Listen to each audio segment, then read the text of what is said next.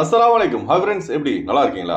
Kuwait மீது ஈரானால் ஏவப்பட்ட drone மற்றும் ஏவுகணைகள் இன்று அதிகாலை 4 மணி முதல் தொடங்கிய வெடிசத்தம் மிக முக்கியமான நியூஸை பார்க்க போகிறோம். அடுத்து குவைத்துடைய பெட்ரோலியம் கம்பெனி வெளியிட்டுள்ள முக்கிய அறிவிப்பு. அடுத்து 6 மாதத்திற்கு மேல் இருந்தால் குவைத்திற்கு வர முடியுமா?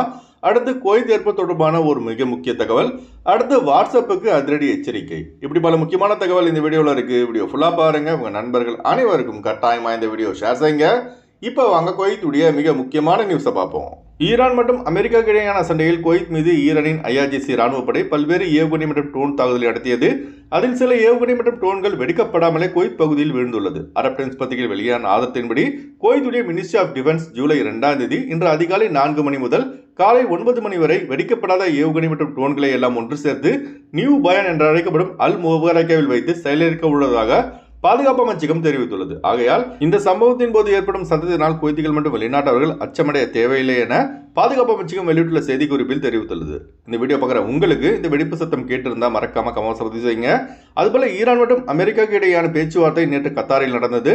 இந்த பேச்சுவார்த்தையில் முன்னேற்றம் ஏற்பட்டுள்ளதாக அமெரிக்க அதிபர் டொனால்ட் ட்ரம்ப் தெரிவித்துள்ளார். அதுபோல இன்னும் பல பேருக்கு பார்த்தீங்கன்னா குவைத்துக்கு ஃபிளைட் போகுதா, குவைத்திலிருந்து இந்தியா ஸ்ரீலங்கா ஃபிளைட்டு வருதான்னு சொல்லிட்டு பெரிய ஒரு சந்தேகம் இருக்கு. குவைத்திலிருந்து டெர்மினல் 4 டெர்மினல் 5லேருந்து விமானங்கள் மற்ற நாடுகளுக்கு இயக்கப்படுகிறது. உதாரணத்துக்கு IndiGo Airlines, Air India Express, SriLankan Airlines, Gulf Airlines, Oman Airlines, Jazeera, Kuwait Airways, இப்படி டெர்மினல் 4 டெர்மினல் 5லேருந்து பல விமான நிறுவனங்கள் புறப்பாடு மற்றும் வருகை தருகின்றன.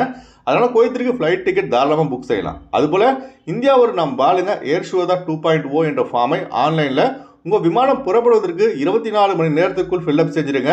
எபோலா வைரஸ் பரவல் காரணமாக இத்தகைய நடவடிக்கையை இந்தியாவுடைய சிவில் ஏவியேஷன் எடுத்துள்ளது குறிப்பிடத்தக்கது. அதுபோல குறைந்த கட்டணத்தில் விமான டிக்கெட் எடுக்க விரும்புபவர்கள் ஸ்கிரீனில் தெரிகிற ஜியா டிராவல்ஸ் நம்பரை தொடர்பு கொண்டு விமான டிக்கெட் பெற்றுக்கொள்ளலாம். அதுபோல குவைத் செல்வதற்கான PCC, medical, visa stamping, POE attestation செய்து தரப்படுகிறது.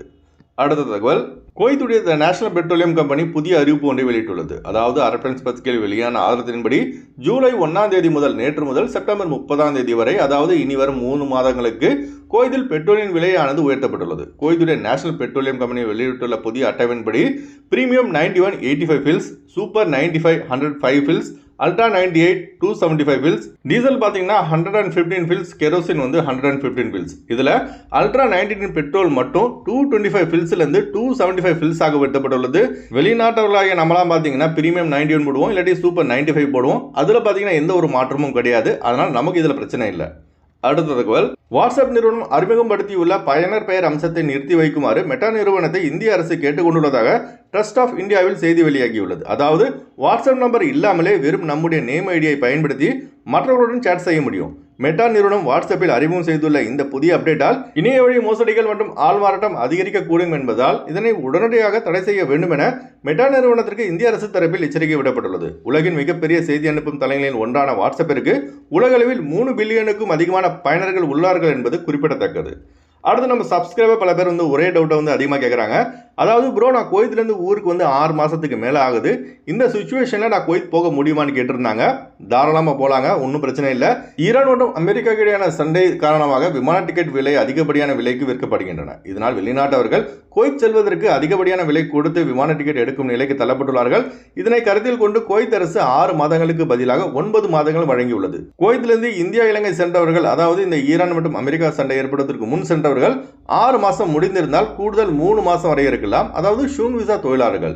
இதுவே ஹார்டிங் விசா தொழிலாளர்களுக்கு கூடுதலாக 3 மாதம் தேவை என்றால் அவர்கள் தங்களுடைய கஃபீலிடமிருந்து அனுமதி சான்றிதழ் பெற்றிருக்க வேண்டும். அதுபோல 6 மாதத்துக்கு மேலே ஊரில் இருந்து ரிட்டர்ன் குவைத் வர விரும்புபவர்கள் குவைத் ஏர்வேஸ் அல்லது ஜெசிரா ஏர்வேஸ் மட்டும் ஃப்ளைட் டிக்கெட் புக் பண்ணிட்டு வாங்க. ஏன்னு பார்த்தீங்கன்னா இந்த 2 ஃப்ளைட் மட்டும் தான் குவைத்துடைய அஃபிஷியல் ஏர்லைன்ஸ். அவங்களுக்கு குவைத்துடைய ரூல்ஸ் தெரியும். இதுவே மற்ற ஃப்ளைட்டில் நீங்கள் வந்தீங்கன்னா சில சமயத்தில் உங்களுக்கு விமானம் ஏற அனுமதி மறுக்கப்படலாம். அதுபோல் மிக முக்கியமான இந்த தகவலை லாஸ்டிம் கட்டாயமாக அவங்க நண்பர்கள் அனைவருக்கும் ஷேர் செய்யுங்க. அடுத்து வாங்க குவைத்துடைய தினார் ரேட் பார்ப்போம். ஒரு தினார் குவைத் இந்தியாவின் மதிப்பு 306 ரூபாய் 51 பைசாவாக உள்ளது.